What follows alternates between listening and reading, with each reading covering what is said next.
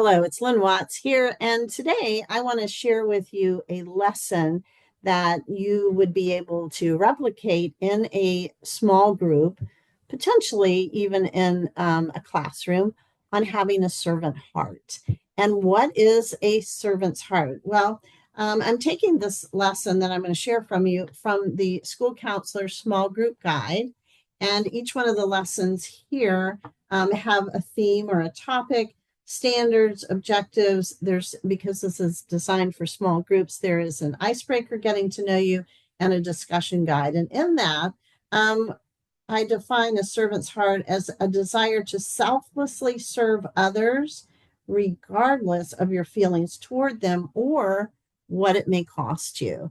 And what a challenging goal for a student, as well as for us as adults, right? To have a servant heart and to care about others and serve them even when it doesn't benefit us in some way.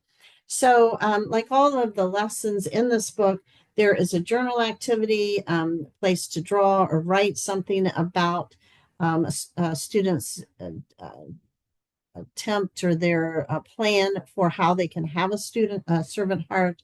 And there's also a list of some different books that you can share because, we all learn best through story. And I think it is so helpful to have a story to share with students as you're talking about that different concepts. So the two books that I want to highlight that are listed in this lesson, the first one is The Invisible Boy, which is by Trudy Ludwig. And I've talked about that in another video. It's really such an excellent, well done book.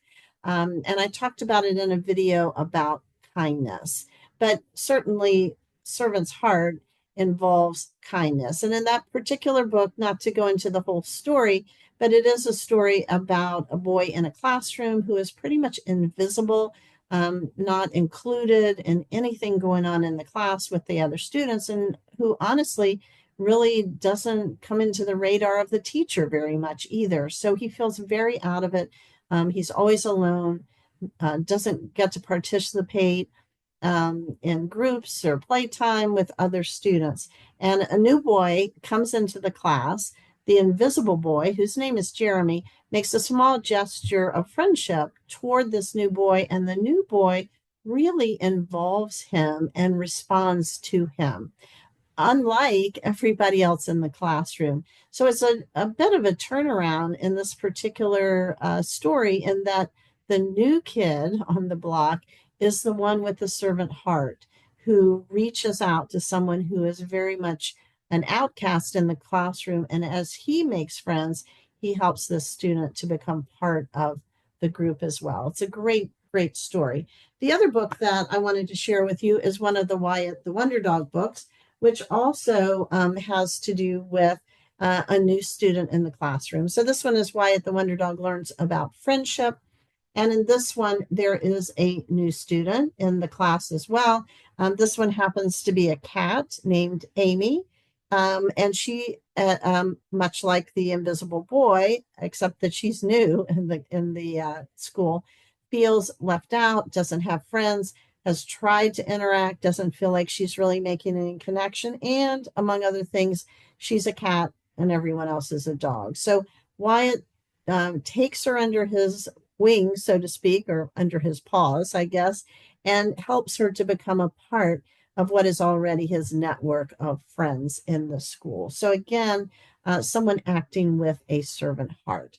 So you can find the lesson on servant hearts in developing a servant heart in the School Counselor Small Group Guide. And all of the lessons in this guide involve journaling.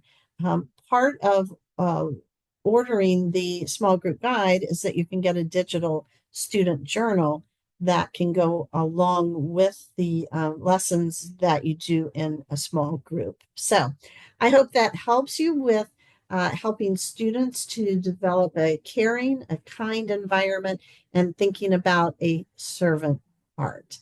Thanks as always for listening.